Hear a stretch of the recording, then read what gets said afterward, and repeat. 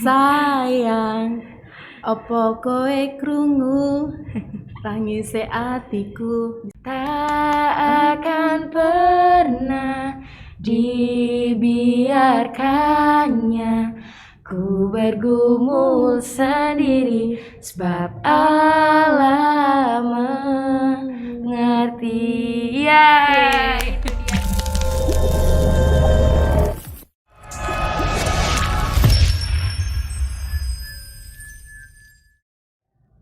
Halo teman-teman semua, kembali lagi bersama kita di podcast SMK Strada 3. Oke, untuk bintang tamu kita kali ini ada yang tahu nggak nih siapa? Ya, ini dia Bu Deta. Selamat siang pada Bu Deta. Siang, Kimi. Oke, sebelumnya kami mengucapkan terima kasih kepada Ibu sudah menghadiri podcast kita kali ini. Oke, ngomong-ngomong, Bu, podcast kita kali ini tuh baru mulai loh belakangan ini. Mungkin harapan kita ke depannya dengan adanya podcast ini, semoga SMK Strada 3 bisa dikenal lagi oleh masyarakat di luar sana. Seperti itu, Bu. Oke Bu, untuk podcast kita kali ini kita akan membahas beberapa pertanyaan seputar tentang pengalaman Ibu kepada kita anak-anak SMK Strada 3. Oke, untuk pertanyaan pertama, Ibu, tampaknya Ibu selalu terlihat selalu bersemangat di depan kita anak-anak, selalu tampil ceria, terutama pada saat apel pagi, Ibu selalu memberikan arahan kepada kita. Nah itu rahasianya apa sih Bu, agar Ibu selalu tampil semangat di depan anak-anaknya itu seperti apa Bu? Oke, rahasianya ya Kimi ya. Tentu yang pertama satu menjaga pola makan gitu ya.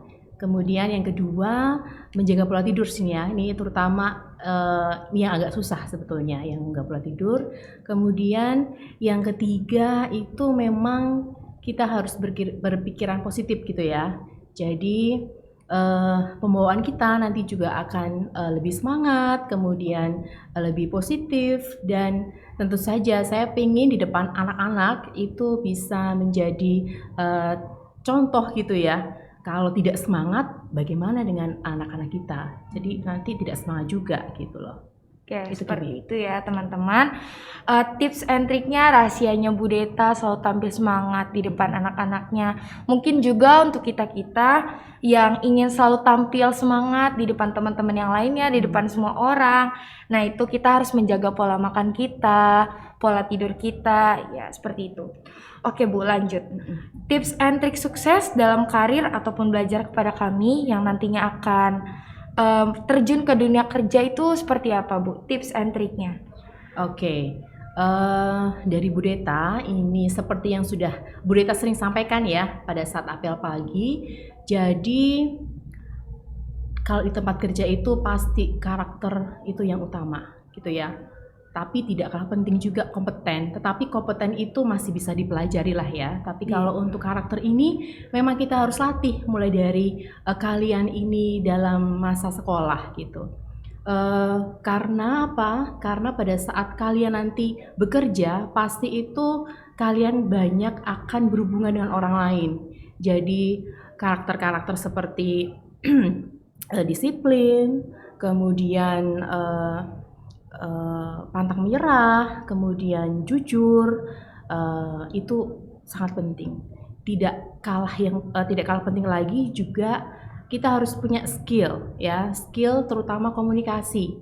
Bagaimana kita bisa berkomunikasi kepada rekan kerja kita, kepada klien-klien kita, kalau kita ketemu dengan orang luar gitu ya. Kemudian yang kedua itu bagaimana cara kita itu bekerja sama dalam tim ya, karena di tempat kerja itu tidak bisa kita bekerja sendiri ya, pasti kita bekerja di teamwork, dan itu rata-rata sekarang itu sudah kerjanya teamwork gitu ya, nggak hanya saya tuh paling pinter nih, saya paling bisa segalanya, nggak bisa kalau di tempat kerja. Jadi itu mungkin beberapa tips dari Bu Deta ya.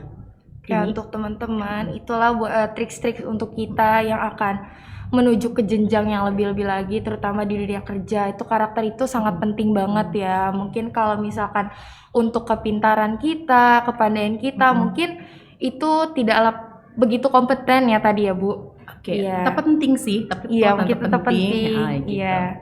Tapi karakter itulah yang paling penting Mm-mm. karena kan kita dinilai sama orang di luar sana seperti apa ya. Oke, ya.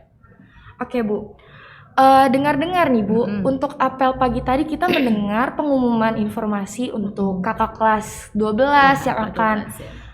melaksanakan ujian sekolah. Mm-mm. Nah, pesan Ibu dan saran Ibu kepada kakak-kakak kelas 12 itu seperti apa sih Bu? Terutama untuk anak-anak yang terbilang spesial ya, masih kurang disiplin dalam waktu, dalam berpakaian itu seperti apa Bu? Oke, jadi untuk kakak kelas kalian 12 ini memang benar beberapa hari lagi itu sudah akan melaksanakan ujian sekolah gitu ya. Tentu saja seperti yang Bu Deta sampaikan pada saat pembekalan tadi, jadi memang harus mempersiapkan diri ya. Baik itu persiapkan mental maupun fisik gitu ya.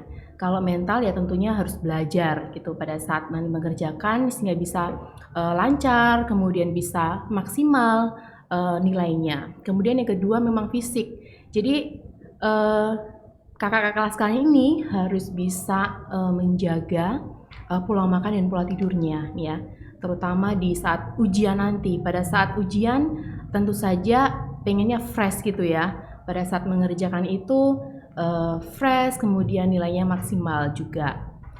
Selanjutnya tentu saja untuk beberapa teman kita ini masih ada yang memang kurang tertib ya. Harapannya selama ujian ini, sisa-sisa ujian ini, mereka harus tetap tertib seperti biasa. Jadi tetap ada apel pagi, kemudian kalau ada yang terlambat tetap ada konsekuensinya dan lain sebagainya. Jadi harapannya memang anak-anak kelas 12 ini benar-benar memanfaatkan waktu dengan baik di ujian sekolah maupun di ujian sertifikasi kompetensi sehingga nanti hasilnya maksimal gitu Kimi.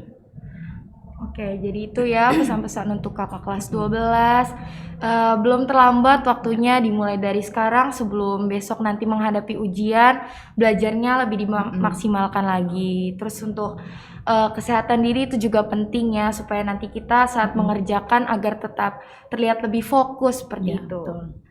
Oke Bu, ngomong-ngomong tentang sekolah, pengalaman Ibu sendiri saat sekolah tuh seperti apa sih Bu? Kita juga mau tahu dong Bu. Pernah nggak sih nakal? Maksudnya kayak anak-anak yang, atau Ibu pernah kurang tertib kayak saat ini Ibu suka memberikan arahan kepada anak-anak yang kurang tertib. Nah Ibu tuh pernah merasakan nggak sih seperti itu Bu? Oke, tentu saja pernah ya, tapi nggak terlalu nakal-nakal banget gitu. Kalau misalkan contohnya nih, Bu Deta pernah tuh waktu itu melanggar peraturan, kemudian apa namanya dipanggil sama guru BK karena bajunya tidak dimasukkan waktu itu. Dan memang ya memang nggak apa-apa gitu kan pengalamannya Bu Deta. Iya. Tapi harus ada istilahnya pertobatan gitu ya, Iya. tidak mengulangi lagi seperti Iya. itu. Tapi kalau misalkan terlalu flat kayaknya kurang seru deh Kim. Kurang seru Gitu ya, ya. kayak terlalu jadi anak baik-baik tuh kayak rasanya tuh gimana sih? Kayaknya kalau nggak ngelakukan kesalahan tuh kayak aneh gitu rasanya ya. Kayak nggak ada pengalamannya nanti di sekolah. Oke nih Bu, ngomong-ngomong tentang pengalaman nih kita lanjut nih ya ke profesi Ibu ya. Nah Ibu, mungkin kita sebagai murid-murid kita kan suka ngeliat guru-guru tuh kadang kalau misalkan kita nakal tuh guru-guru kayak sampai marah, darah tinggi, emosi segala macam. Bahkan pernah sampai ada mungkin yang kayak ngediemin cuman karena perasaan kesal dan marah itu kepada murid-muridnya. Nah, Ibu tuh kenapa sih memilih jadi guru, Bu? Salah satu kepuasan batin saya menjadi seorang guru itu adalah melihat anak-anaknya itu berhasil gitu ya. Mungkin berhasilnya itu bukan karena kaya atau apa gitu ya, Iya. enggak. Tapi Sukses. sukses. Itu kan sukses bisa bermacam-macam ya sukses Iya. itu. Dan ya itu paling senangnya itu kalau melihat anaknya berhasil. Dan sedihnya itu kalau misalkan kita tidak bisa memenuhi semua kebutuhan anak-anak kita gitu ya kan. Setiap murid itu kan karakternya beda, kemudian punya permasalahan berbeda, dan itu kebutuhannya berbeda juga. Dan kami sebagai guru itu merasa sedih gitu ya kalau tidak bisa memberikan bantuan kepada anak-anak sesuai dengan kebutuhannya itu. Kemudian yang kedua itu apabila anak-anak itu tidak mendengarkan gurunya sih kalau saya ya. Ya mungkin teman-teman kamu itu tidak suka ya kalau misalkan selalu dinasehatin, selalu ditegur, Merasa ya bosan iya merasa ini apa sih bapak ibu guru tuh kok selalu ngomel gitu. Tetapi memang itu tugas kami gitu ya. Itu Membentuk salah satu tugas kami yaitu mendidik, dan itu bukan hal yang gampang ya mendidik itu ya. Jadi memang kita pingin anak-anak kita itu menjadi pribadi yang baik gitu ya, yang nantinya itu dapat berguna bagi keluarga, bagi sesama, ataupun bagi nusa bangsa gitu. Jadi itu ya guys, alasan kenapa Bu Deta tuh memilih jadi seorang guru. Yang terlihat hari-harinya tuh kita sebagai murid tuh kayaknya guru tuh capek nggak sih ngadepin murid-murid. Mungkin kalau terbilang capek sudah pasti capek ya. Pasti kalau capek itu capek. Tapi sebagai bapak ibu guru, sebagai seorang guru itu pasti tidak akan bosan untuk selalu mengingatkan anak-anaknya. Tidak akan membiarkan anak-anaknya juga jatuh ke hal-hal yang tidak baik ya di masa nanti. Oke, dari profesi ini kita beralih lagi nih ke pengalaman ibu di sekolah. Ada cerita menarik gak sih waktu ibu sekolah tuh? Ibu pernah gak sih waktu seumuran kita lah ya, ibu ngerasain yang namanya cinta monyet kayak pacaran-pacaran gitu? Ibu pernah gak sih? Kita mau tahu dong. Tentu pernah ya, nggak mungkin nggak gitu. Pasti setiap orang tuh punya cinta monyet gitu. Pernah sih Kim? Pernah. Itu tuh rasanya tuh gimana sih? Ya rasanya seneng ya, maksudnya seneng, tapi dijadikan semangat aja nih, biar semangat selalu masuk sekolah, kemudian selalu kita memberikan yang terbaik gitu ya. Iya benar-benar. Jadi kita selalu istilahnya termotivasi untuk melakukan hal yang baik gitu. Ya, jadi seperti itu ya guys. Bu Deta juga ternyata pernah merasakan pengalaman cinta monyet kayak kita sekarang ini ya. Iya, oke Bu.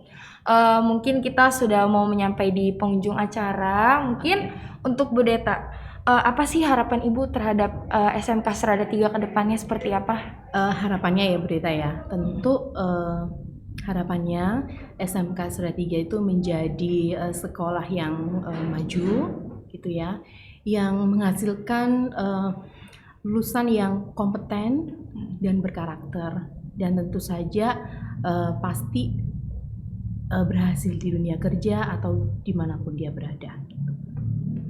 Tetap maju untuk SMK Serada 3. Ya oke. Itu dia guys podcast kita kali ini. Nah sebelum kita menutup podcast kita pada hari ini, pada episode kali ini, kita ada sedikit games nih Bu. Games ya.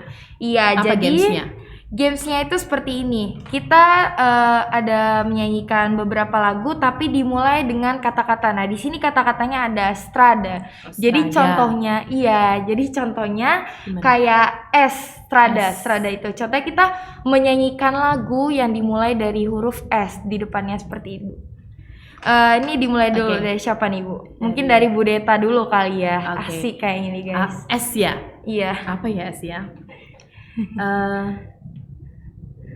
Ini sayang opo kowe krungu tangise atiku, bisa nggak? Iya bisa guys, bisa. Terus lanjut di saya dari T. Iya. Tiba-tiba cinta datang kepadaku. Ya gitu. Lanjut lagi Bu. R. Iya. R ya? Iya. Apa ini lagi? Ini ya. Rasa sayangnya, lihat dari jauh rasa sayangnya. Ya. Saya bagian saya. Oke. Aku hanya pergi untuk sementara, bukan untuk meninggalkanmu selamanya. Aku pastikan kembali pada dirimu, tapi kau jangan nakal. Aku pasti kembali. Oke, lanjut lagi dari Ibu. D. D ya. Apa Kim D, Kim? D. Apa ya? Mungkin Eh, kalau Ibu nggak tahu, mungkin kayak saya bisa bantu ya. Ibu oke, mau apa, tahu Kim? atau Apa ini ya, D, lagunya ada dari matamu guys. Dari matamu, matamu ku mulai jatuh cinta. Oh iya, itu ya. Ku melihat ada bayangan dari mata kau buatku jatuh terus jatuh ke hati. Lanjut Ibu, terakhir A. A. Iya. Ayo A. Apa tuh Bu? Lagu rohani boleh, lagu pop boleh, lagu apa aja boleh. Yang Ibu tahu apa? Apa ya? Lagu rohani ya? Iya. Allah mengerti, Allah peduli. Kimi. Segala persoalan yang kita hadapi tak akan pernah dibiarkannya. Ku bergumul sendiri sebab Allah mengerti. Ya, itu dia guys podcast kita kali ini. Baik, kita sudah sampai di penghujung acara. Sekali lagi kita ucapkan terima kasih kepada Bu Deta sudah meluangkan waktunya. Dan untuk teman-teman, jangan lupa saksikan podcast kita setiap hari Sabtu pada jam 14.00 di YouTube channel SMK Strada 3 Official. Oke baik, saya Manuela Kimberly pamit undur diri dari podcast kita kali ini. Sampai jumpa di podcast selanjutnya. Bye.